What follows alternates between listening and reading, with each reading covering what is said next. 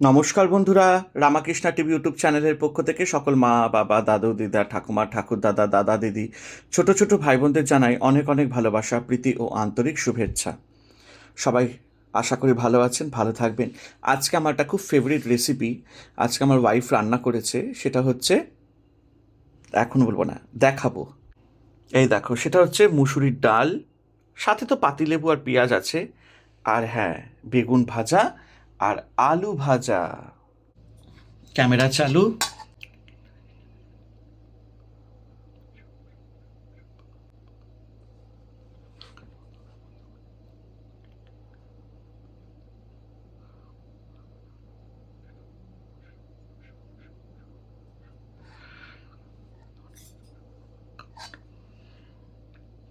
তো চলো, একদম গরম গরম ভাত।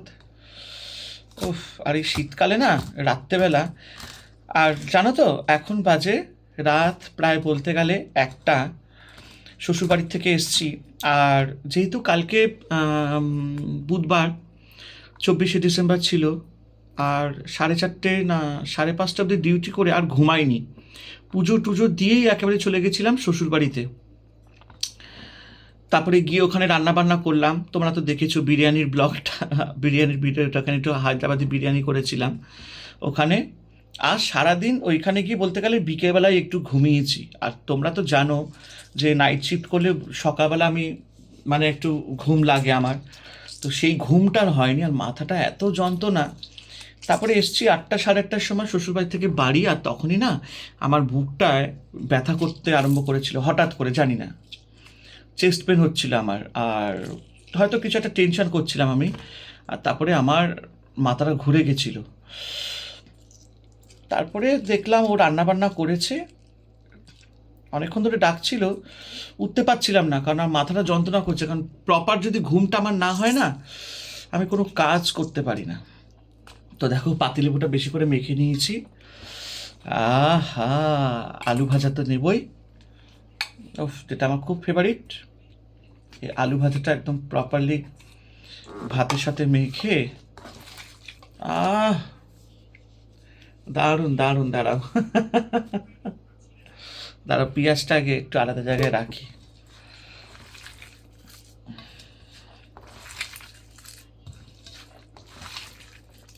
এই গরম গরম মুসুরির ডাল দিয়ে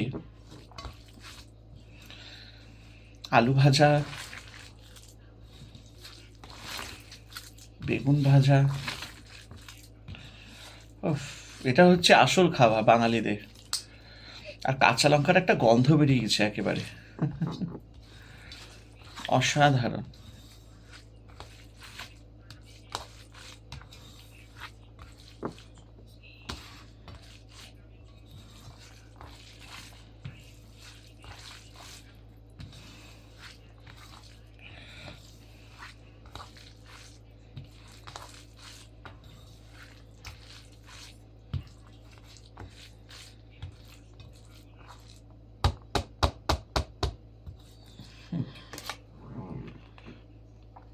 বেগুন ভাজাগুলো নামিয়ে নিলাম। একটু আলু ভাজা ছিল, কারণ আলু ভাজা একটুখানি আবার থাকলে না, আমি আবার একটু এমনি এমনি খেতে খুব ভালোবাসি আলু ভাজা। এবার পেঁয়াজগুলো নিয়ে নিলাম সাইডে। তো চলো, এই যে একটু একটু করে বেগুন ভাজা নেব, আর ভাতের সাথে আলু ভাজাটা মেখে নিয়েছি, যেটা আমার খুবই ফেভারিট। আর হুম,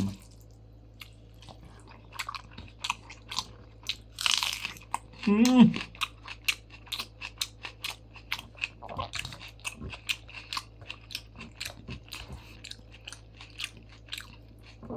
যাকে বলে অমৃত। তোমাদের কাদের কাদের ডাল আলু ভাজা বেগুন ভাজা দিয়ে ভাত খেতে ভাল লাগে, আমাকে কমেন্ট করো।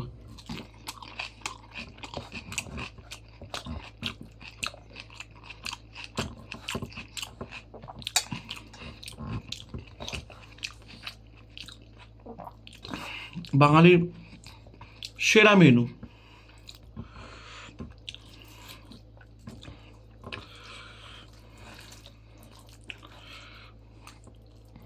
হুম,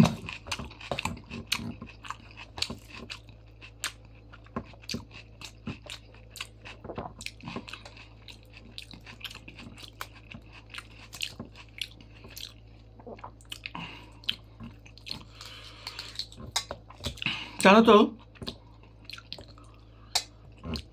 তোমাদেরকে আমি একটা সাজেশন দিই, খেতে খেতে একটু বলতে পারো যে জ্ঞান দিচ্ছি।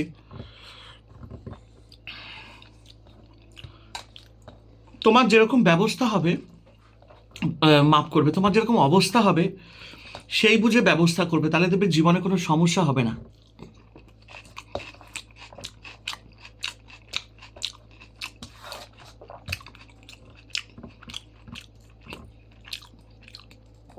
অবশ্যই তোমার মধ্যে জীবনে অনেক কিছু পাওয়ার আশা থাকে, ইচ্ছা থাকে।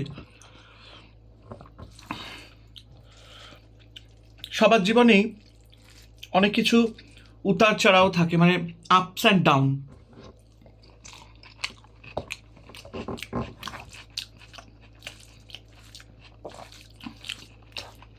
তখন দেখবে তোমার জীবনে সব কিছু ঠিক চলছে, ভালো উপার্জন করছো, ভালো জায়গায় চাকরি করছো, খুব ভালো রয়েছো, প্রচুর টাকা কামাচ্ছো, ব্যাংকে সেভিংস রাখছো, সংসার করছো, বাজার হাট করছো, নানান রকম ইচ্ছা আশা পূর্ণ করছো, মানে নানান রকম ইচ্ছা আশা তুমি পূর্ণ করতে পারছো।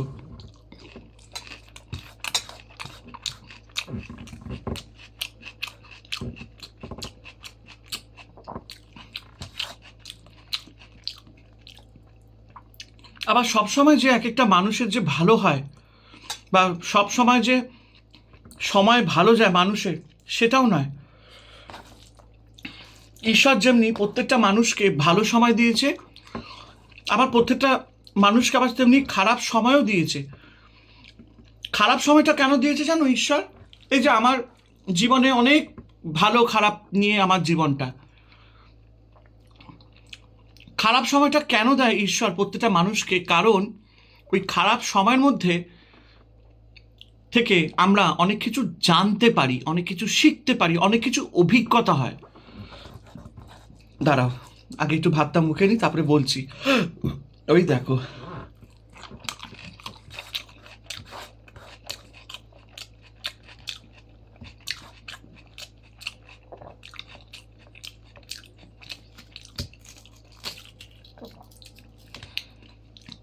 খারাপ সময়ের মধ্যে মানুষ চিনতে পারে তোমার আসল মানুষটি তোমার সাথে কে ছিল ওই সময়, খারাপ সময়। মানুষ চিনতে শিখতে পারি, নিজের ভুলটাকে বুঝতে পারি যে আমি কোথায় কি কি ভুল করেছি জীবনে, এবং কিভাবে এবার থেকে আমি আমার জীবনটাকে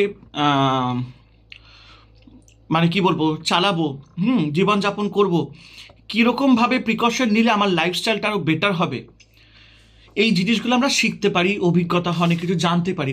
আমাদেরকে কিন্তু জানো তো, খারাপ সময় কিন্তু কোনো দিন মানুষকে খারাপ কিছু শেখায় না, উল্টা আমি বলি খারাপ পরিস্থিতিতে মানুষকে ভালো কিছু শেখায়। খারাপ পরিস্থিতি মানুষকে ভালো অনেক কিছু শেখায়। আমরা ওখান থেকে অনেক কিছু নলেজ গেইন করি, অনেক কিছু এক্সপিরিয়েন্স গেইন করি। তাই জন্য সকলকে বলবো যে যদি কোনো মানুষের জীবনে, অবশ্যই প্রত্যেকটা মানুষের জীবনে খারাপ দিন আসে, ভালো দিন আসে, যদি খারাপ দিন এসে থাকে তাহলে এটা মনে করবে তুমি খুব ভাগ্যবান। এখান থেকে তুমি জানতে পারবে যে তোমার মধ্যে কি কি ল্যাকিং ছিল, এবং এরপর যখন তোমার ভালো পরিস্থিতি হবে আস্তে আস্তে, তখন তুমি কিভাবে তোমার লাইফস্টাইলটাকে সুন্দরভাবে এগিয়ে নিয়ে যাবে, তাই না? তাই খারাপ সিচুয়েশন, খারাপ পরিস্থিতি আমাদেরকে অনেক কিছু শেখা, অনেক কিছু ডেভেলপমেন্ট নিয়ে আসে আমাদের জীবনে। তাই জন্য একটা কথা বলবো যে যখন তুমি একটা জায়গা থেকে অবস্থা, মানে অভিজ্ঞতা নিয়ে যখন তুমি এগিয়ে যাবে না, একটা খারাপ পরিস্থিতি থেকে যখন ধীরে ধীরে একটু একটু যখন তোমার আশার আলোটা যখন জ্বলতে আরম্ভ করবে যে হ্যাঁ এবার যেন ভালো হচ্ছে, ভালো হচ্ছে, তখনও কষ্ট হচ্ছে, কিন্তু এটা মনে রাখবে তোমার অবস্থা যেরকম হবে তুমি সেরকমই সব কিছুর ব্যবস্থা নেবে, তাহলে দেখবে তুমি জীবনে এগিয়ে যেতে পারবে এবং প্রত্যেকটা ইচ্ছা আশা তুমি পূর্ণ করতে পারবে। আর যখন তুমি অ্যাট লাস্ট যখন সাকসেস পাবে সেই জিনিসটার প্রতি, দেখবে you will be the happiest person in this world.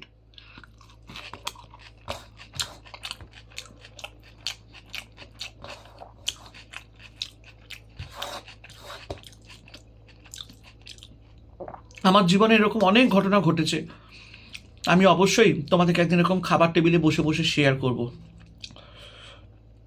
অনেক রকম ঘটনা ঘটেছে জীবনে, আমি অনেক দুঃখ কষ্ট সহ্য করেছি আমার পারিবারিক থেকে, তারপরে নানান জায়গা থেকে, আস্তে আস্তে শেয়ার করব।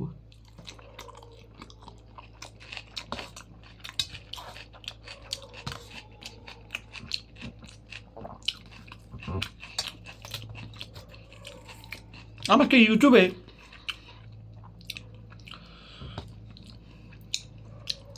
অনেক সময় অনেকে কমেন্ট করে, আপনার ছেলেপুলে কোথায়? এই প্রশ্নটা আমি অনেক শুনি।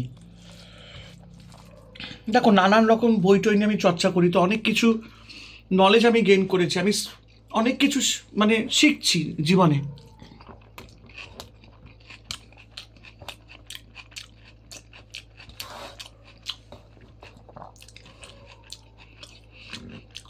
আমি খুব প্র্যাকটিক্যাল লাইফটা লিড করি। আমি তাদেরকে বলি, এবং আজকে আমি ইউটিউবে বলি এই ভিডিওতে, আমার এখনো কোনো সন্তান হয়নি এবং অবশ্যই আমি সন্তান নেব। প্রত্যেকটা মানুষই চায় যখন তার বিয়ে হয়ে যাবে, তার একটা সুন্দর ছোট্ট পরিবার হবে, তার একটা মেয়ে বা ছেলে হবে। অবশ্যই আমি আর একটা খুব কন্যা সন্তানের আমার খুব ইচ্ছা। আমি ছোটবেলা থেকে একটু মেয়ে কন্যা সন্তান খুব মানে মানে মেয়েদেরকে মানে মেয়েদের প্রতি আমার একটা কি বলবো, বাচ্চা মেয়েদের প্রতি আমার একটা খুব ভালো মানে কি বলবো, হয় না, একটা বাচ্চা মেয়েকে দেখলাম বেশ ভালো লাগছে। তো ছোটবেলা বলতে কি, যখন আমি কলেজ টলেজ বা স্কুল টুল পড়তাম না, সবাই আর কি মারতো, তো 10টা ছেলে হবে, তো 10টা মেয়ে হবে, বিয়ের পর তুই অনেক সন্তানের পাবে, একটা মানে এরকম জাস্ট এরকম ইয়ার্কি ঠাট্টা করে না, তখন বলতাম কি, না আমার ছেলে চাই না, আমার মেয়ে চাই। তো সেই জায়গাটা থেকে ঠিক আছে, আমার যখন সন্তান হবে আমি ঈশ্বরের কাছে সবসময় প্রার্থনা করি যে আমার একটা মেয়ে সন্তান হোক। তাকে যত্ন করব, তাকে চুল আসিয়ে দেবো, তাকে সাজাবো, নতুন নতুন ড্রেস কিনে দেবো। তো আমারও খুব ইচ্ছা যে আমার একটা মেয়ে সন্তান হবে। ঠাকুর অবশ্যই আমার ইচ্ছা পূর্ণ করবে, এইটুকু আমি ভরসা রাখি। কিন্তু আমি তাদেরকে বলতে চাই যে যে বলে না যে এত বছর হয়ে গেল ইউটিউব করছেন, একটা সন্তানও দেখতে পারলাম না। আবার অনেকে বলে যে এখানে সন্তান হয়ে যাচ্ছে, ওদের সন্তান হয়ে যাচ্ছে, তোমাদের কেন হচ্ছে না? একটা কথা বলবো, সন্তান না হওয়াটা কি সামাজিক স্বীকৃতি দেওয়া? আজকে ধরুন আমার সন্তান একটু লেট করে হবে, তাহলে কি আমি সমাজে বাস করতে পারবো না? তাহলে কি আমি সমাজে সারা জীবন একা হয়ে পড়ে থাকবো? আমার নিজস্ব কোনো জীবন নেই? বাই চান্স ধরুন কথা বলছি, যদি না হয়, আমার হবে, দ্যাট ইজ 100% গ্যারান্টি। যদি বাই চান্স না হয়, তাহলে কি আমি আর বাঁচবো না? আমার জীবনের আশা কি সব শেষ হয়ে যাবে? তো এই হচ্ছে ব্যাপার। কোনোদিন না কোনো কিছুকে না নেগেটিভলি নিতে নেই। আর আপনারা যে এত কমেন্ট করেন যে আপনার সন্তান হয় না কেন, আপনার বাচ্চা হয় না কেন, হবে, নিশ্চয়ই হবে। যখন যার আশায় সে ঠিক চলে আসবে। তো আমরা না অনেক সময় মাঝে মধ্যে কী করি, যখন আমরা কমেন্ট করি, আমরা 10 মিনিটের একটা ভিডিও দেখে অনেক কিছু জাজমেন্ট করে দিই। অনেক চ্যানেলেও আমাকে বলেছে যে বাচ্চা হয় না, আমাকে নিয়ে বলেছে, বা অনেকে বলেছে মোটকা মুটকি বাচ্চা জন্ম দেওয়ার ক্ষমতা নেই, বা আমার দেওয়ার ক্ষমতা নেই, তাই জন্য আমার বাচ্চা হয় না। তো তাদেরকে বলি যে এটা সম্পূর্ণভাবে ভগবানের উপর আমি ছেড়ে দিয়েছি। আমার অবশ্যই হবে সন্তান, নিশ্চয়ই আমাদের নিজস্ব কোনো প্ল্যানিং আছে, তাই না? প্ল্যানিং আছে বলে এই জন্য আমরা লেট করছি। বিয়ে হয়ে গেলেই যে প্রথম বছরেই বাচ্চা নিয়ে নিতে হবে তার কোনো তো কথা নেই।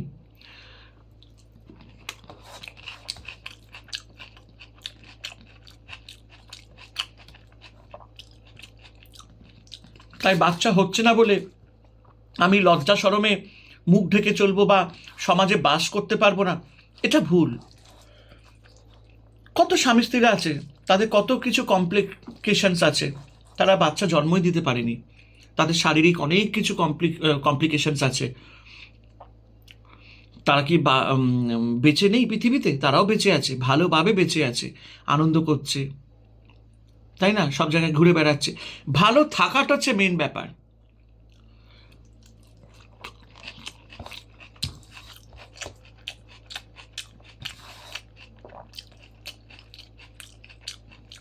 একটা পুরুষ সে বাবা হওয়ার জন্য পাগল হয়ে যায়, একটা নারী সে মা হওয়ার জন্য পাগল হয়ে যায়।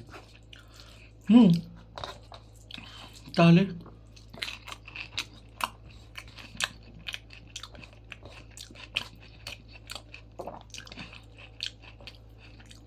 সারদা মা,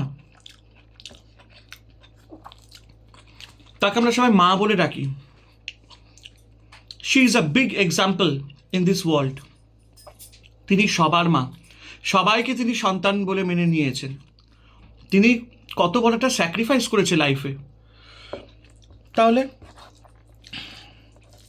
আমারও সন্তান হবে, আপনারা সবাই দেখতে পারবেন, অবশ্যই হবে। তবে এরকম করে কাউকে মন্তব্য করবেন না।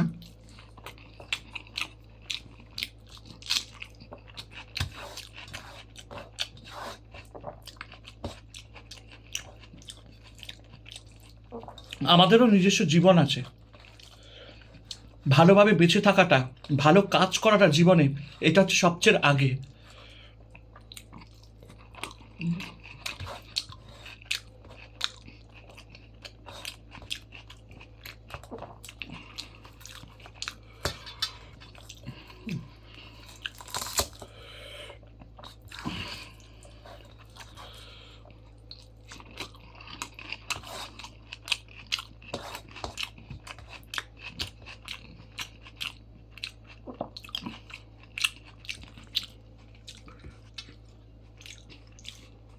এক সেকেন্ড।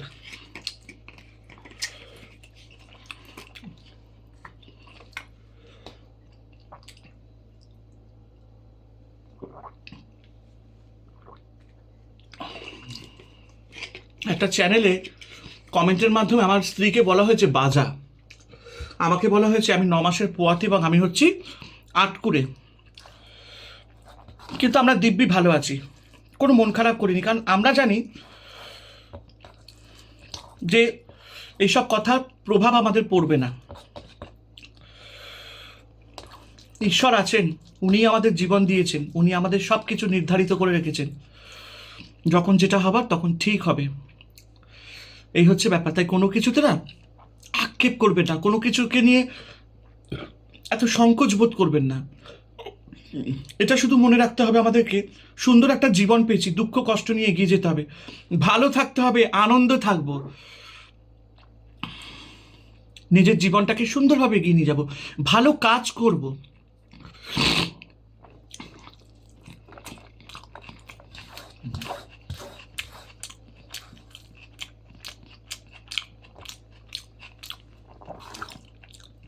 চারিদিকে কত অরাজক লেগে গেছে, মানুষ কত হিংস্র হয়ে যাচ্ছে, খবর তো শুনতেই পাচ্ছেন।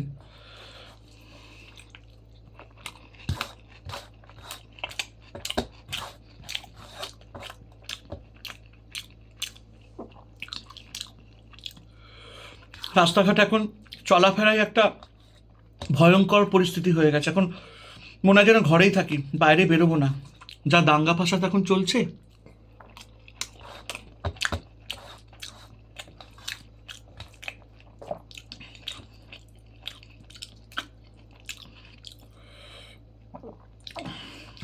আমি জীবনে সবসময় যেটা আমার বাবা মার কাছ থেকে শিখেছি, ভালোভাবে থাকো, কোনো কিছুর জন্য আক্ষেপ করো না, কোনো কিছুর জন্য চোখের জল ফেলো না। তোমার জীবনে যদি ফোকাস থাকে যে আমার জীবনে এই পরিস্থিতিটা আসতে বাধ্য, ঠিক হবেই। আবার সবাইকে একটা কথা বলি, সাপোজ ধরো আমার কাছে পকেটে 10 টাকার নোট আছে, আর আমার ইচ্ছা হয়েছে আমি হোটেলে গিয়ে বিরিয়ানি খাবো, বিরিয়ানির দাম 200-250 টাকা, অথচ পকেটে 10 টাকা নিয়ে আমি জোর করছি না আমি বিরিয়ানি আজকে খাবোই খাবো, কিন্তু আমার কাছে পয়সা নেই, একটা 10 টাকা নিয়ে ঘুরে বেড়াচ্ছি। তাহলে কি মনে হয় যে আমরা সেই 10 টাকাটা নিয়ে একটা ভালো দামি রেস্টুরেন্টে গিয়ে সেই দামি খাবারটা খেতে পারবো? খেতে পারবো না। অযথা আমরা চেষ্টা করব, জোর করব, গিয়ে হয়তো খেয়েও নিলাম, বললাম ঠিক আছে আগে খাই, তারপরে দেখা যাবে কি হওয়ার হবে।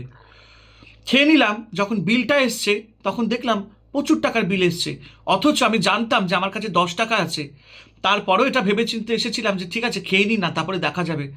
কিন্তু যখন খাবার পর বিলটা পে করতে পারবো না, তখন কি পরিস্থিতি হবে বলো তো? হয়তো আমাকে অনেক বদনাম শুনতে হবে, নয় আমাকে সেই হোটেলের লোকেরা জেলে দিয়ে দেবে, মারধর করবে। তাহলে আমি এত বড় একটা উদাহরণ দিলাম, তাহলে কি মনে হয় যে 10 টাকা যখন পকেটে ছিল তাহলে বিরিয়ানি খাবার স্বপ্নটা দেখাটাও আমার ব্যর্থ?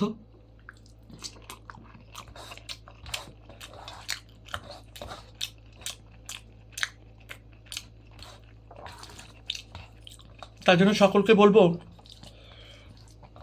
নিজের জীবনের স্বপ্নগুলোকে ধীরে ধীরে আস্তে আস্তে পূর্ণ করো, দেখবে ওটাতে তুমি বেশি খুশি হবে।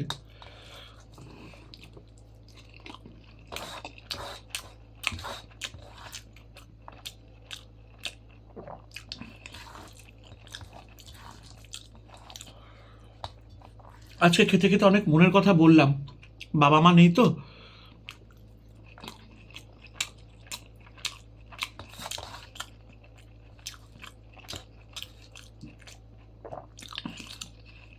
আর গিন্নি আমাকে খুব সুন্দর সুন্দর এরকম আমার প্রিয় খাবারগুলো রান্না করে দেয়। আসলে জানে আমার কোনটা পছন্দ কোনটা অপছন্দ। আবার ডালটা খুব ভালো করে, সোয়াবিনের তরকারিটা খুব ভালো করে।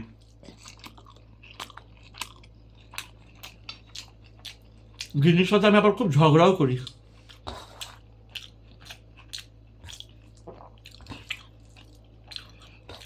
যারা যারা কমেন্ট করেছেন বাচ্চা হয় না, মোটা তুই লাগাতে পারিস না, কথাটা তো শুনতে খুব খারাপ লাগলো আপনাদের, কিন্তু আমি কমেন্টগুলো পেয়েছি।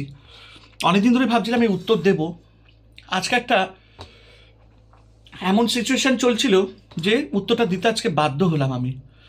তাই বললাম আমি আপনাদের কমেন্টে, যারা যারা এরকম কমেন্ট করেছেন, আমি একদম মন খারাপ করিনি। কেন বলুন তো? কারণ আমি জানি আমার পরিস্থিতিটা কি, আমি জানি যে আমার অবশ্যই সন্তান আসবে, এবং আমি জানি সঠিক সময় যেটা নির্ধারিত করা হয়েছে ঈশ্বরের দ্বারায়, সেই সময় সেটা ঠিক ফলবে। তাই জন্য অপেক্ষায় থাকতে হবে। এই হচ্ছে ব্যাপার।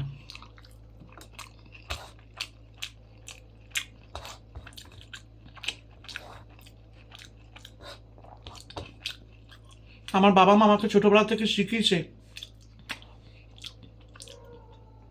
যে যেটা চায় তাকে সেটার জন্য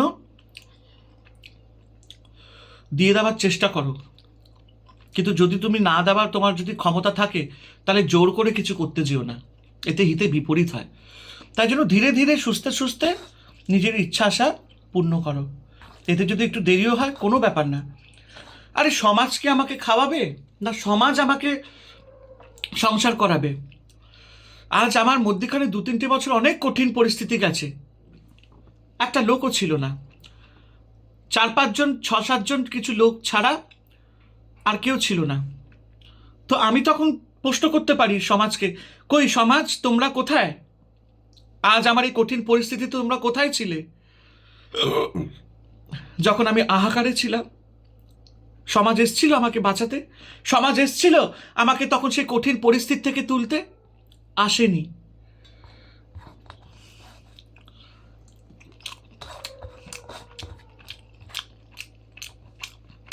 খাবার টেবিলে বসে অনেক রকম কথা শেয়ার করতে পারি আমরা সবাই। খাবার টেবিলটার জন্য আমার কাছে খুব একটা ইম্পর্টেন্ট জায়গা। অনেক মনের কথা আপনি শেয়ার করতে পারবেন সবার কাছে। তাই জন্য না, আমি একটা কথা বলি, কাউকে কোনোদিন দুঃখ কষ্ট দেবেন না। আর কেউ যদি মনে করে যে আপনার দ্বারা সে দুঃখ কষ্ট পাচ্ছে, তাহলে আমি এটাই বলবো যে তাকে তাহলে আপনারা তার হালে ছেড়ে দিন। বুঝতে হবে মানুষকে, কোনো কিছু জোর করে করা যায় না।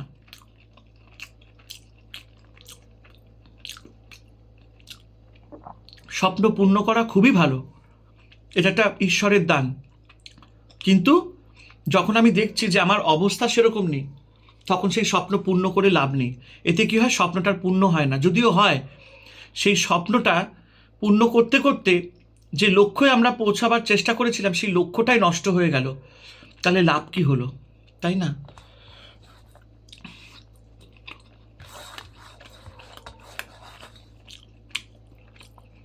মানুষের জীবনে খারাপ সময় ভালো সময় দুটো নিয়েই চলতে হয়, কিন্তু যখন দেখছি আমার খুব খারাপ সময় চলছে, আমাকে সেভাবেই চলতে হবে। আর আরেকটা কথা বন্ধুরা, কারোর যদি খুব খারাপ সময় চলে না, তাকে বুঝতে হয় যে সে মানুষটা কেন এরকম করছে, তার কি কষ্ট, তাই না? আমরা তার কাছে হুটহাট করে একটা দাবি রেখে দিলাম, সে হয়তো পারছে না, কিন্তু হয়তো তার মন রাখার জন্য সে অনেক চেষ্টা করে, হয়তো অনেক কিছু করে সে তার আশাটা পূর্ণ করলো। হয়তো সে খুব চাপা, বলতে চায় না যে কি করে আশাটা পূর্ণ করলো, কারণ সে তার পরিবারকে ভালো দেখতে চায়, সুখে দেখতে চায়, অনেক কিছু স্যাক্রিফাইস করেছে সে। সে হয়তো মুখে বলবে না যে আমি এটা স্যাক্রিফাইস করেছি, কিন্তু তাও কেউ যদি আপনার জন্য কিছু করে না, অন্তত তার মনের অবস্থাটা একটু বোঝবার চেষ্টা করবেন, তাহলে দেখবেন আপনি ভালো থাকবেন। Life is very tough, it is not so easy, very tough. লাইফটাকে সুন্দর করে এনজয় করুন, যেরকমভাবেই হোক। একে অপরের দুঃখটাকে বুঝুন, কষ্টটাকে বুঝুন। একটা মানুষ সারা জীবন খেটে গেল, সারা জীবন পরিবারের জন্য করে গেল, ভেতর ভেতর কত কিছু সে ত্যাগ করেছে, স্যাক্রিফাইস করেছে, কাউকে জানাতে দিল না, অথচ সে দুটো কথা শুনতেও কিন্তু আর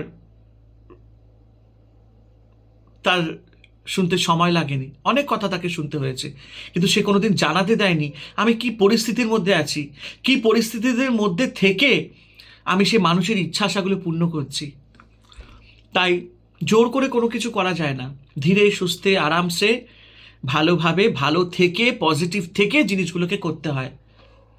আর একটাই কথা বলবো, যারা যারা এরকম কমেন্ট করেন, একটু ভেবেচিন্তে কমেন্ট করবেন। দেখুন, আমি তো এখানে বলতে পারি না যে আপনি কেন আমাকে কমেন্ট করেছেন, আপনি একটা মানুষ, আমিও একটা মানুষ, তাই জন্য একটা কথা বলতে পারি যে আপনারা যখন আমার ঘরে এসেছেন, আমার চ্যানেল দেখছেন, আমার ভিডিও দেখছেন, আপনারা ভালো করে আমাকে দেখুন, আমার ভিডিওগুলো দেখুন, চেষ্টা করুন যে মানুষটা কেমন। 10 মিনিটের ভিডিও দেখে তো কাউকে জাজ করা যায় না।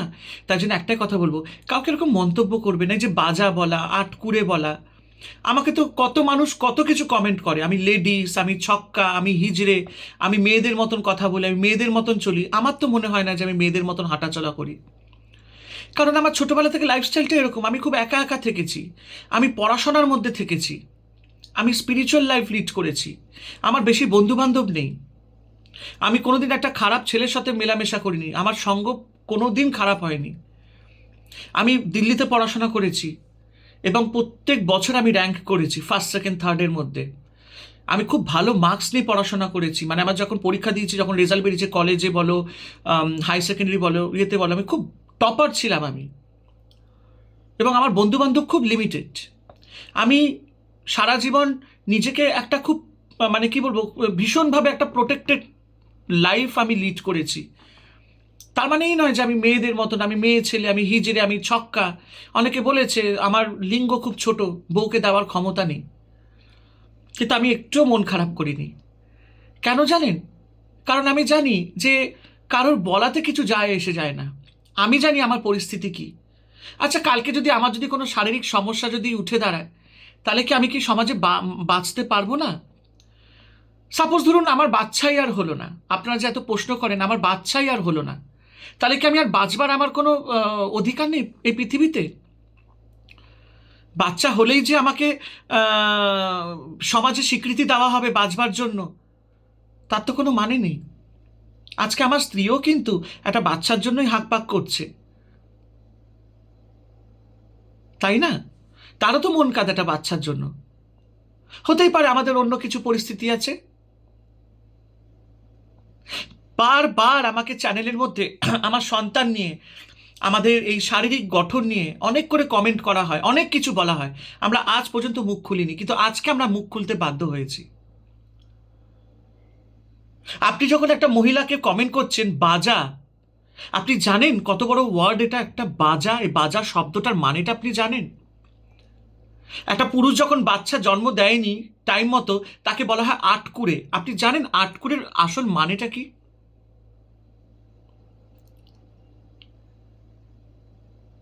একটা পুরুষ যদি প্রপার সেক্স করতে পারে, তার মানেই তার মধ্যে একটা পুরুষোত্তম আছে।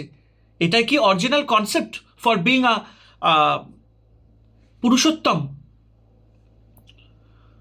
পুরুষোত্তম কাকে বলে? পুরুষ মানুষ কাকে বলে? এই ওয়ার্ডটাকে ভালো করে জানুন। আমি নিজেকে মহাপুরুষ বলে মানি না, কিন্তু আমি এটুকু বলি যে আমার মধ্যেও কিন্তু পুরুষোত্তমটা আছে। তার জন্যই এখনো পর্যন্ত আমি পিঠে শির দ্বারা খাড়া করে আমি বেঁচে আছি। আজ পর্যন্ত কেউ আমার দেয়ালে পিঠ ঠেকাতে পারেনি। আমি অনেক স্যাক্রিফাইস করেছি লাইফে, অনেক কিছু আমি সহ্য করেছি, অনেক অনেক স্ট্রাগল করেছি আমি আমার মাকে নিয়ে। অনেক রকম ভাবে আমার সাথে প্রতারণা করা হয়েছে। আজকে ডাল ভাত খেতে খেতে না কথাগুলো বেরিয়ে এসছে। অনেক কিছু আমাকে সহ্য করতে হয়। আমার লাইফে আরো অনেক কিছু ঘটনা ঘটেছে, ওগুলো আমি বলবো না, পার্সোনাল। কিন্তু আমি অনেক সহ্য করেছি। সহ্য করে করে আমি অনেক কিছু অভিজ্ঞতা করেছি, আমি পেয়েছি লাইফে। ঈশ্বরের কাছে প্রার্থনা করি আমি যে বাজে অভিজ্ঞতাগুলো যে পেরিয়েছি, সেগুলো যাতে কারোর লাইফে যাতে না আসে। ভগবান যদি চান তাহলে অবশ্যই আমার সন্তান হবে। আর যদি মনে হয় আমার ভাগ্যে সন্তান লেখা নেই, হবে না, তাহলে কি আমি বাঁচতে পারবো না? আমি বাঁচবো না? তাহলে তো পৃথিবীটাই পাল্টে যেত। আজকে যাদের যাদের বাচ্চা হয় না, তাহলে তো তারা তারা সুইসাইড করে তাহলে মরে যেত। সামাজিক স্বীকৃতিটা কি?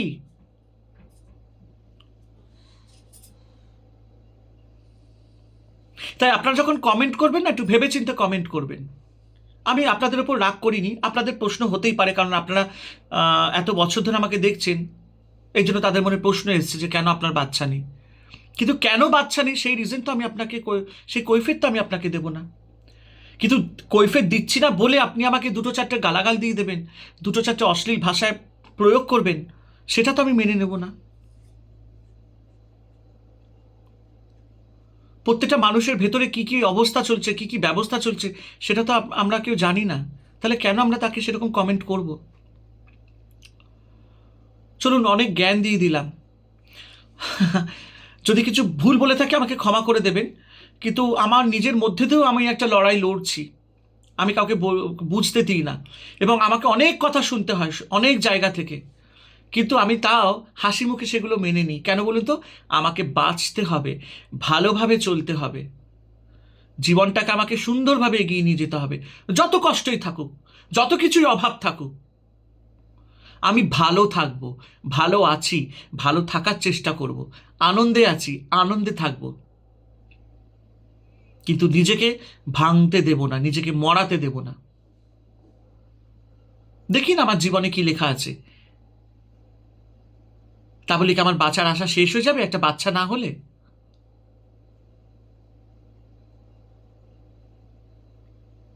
উদাহরণ, যদি নাও হয় তাহলে আমি কি করব? সারা জীবন আমি কাঁদবো ঘরের এক কোনায় বসে যে আমার বাচ্চা হলো না? পৃথিবীতে অনেক অপশন আছে।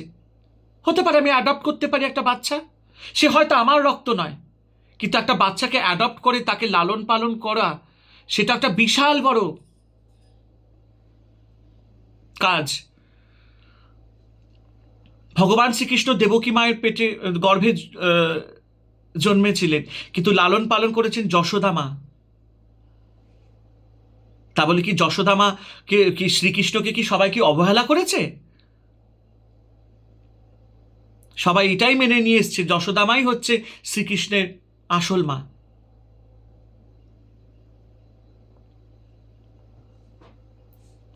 ব্যাপারগুলো বোঝার চেষ্টা করবেন একে অপরের প্রতি। মানুষের কষ্টটা কোথায় সেটা বোঝার চেষ্টা করবেন। কষ্টটা বুঝলাম না, অথচ একটা মানুষকে জোর করে যাচ্ছি, তার সামনে চোখের জল ফেলে যাচ্ছি, এটা বৃথা। লাইফটাকে প্র্যাকটিক্যালি নিতে হবে। যতক্ষণ আপনার কোনো কিছু ঠিক হচ্ছে ততক্ষণ কোনো কিছু ব্যবস্থা করবেন না, নলে কিন্তু আপনাকে ভুগতে হবে। চলুন, অনেক জ্ঞান দিয়ে দিয়েছি। অনেকদিন পর মনের কিছু কথা খুলে বললাম।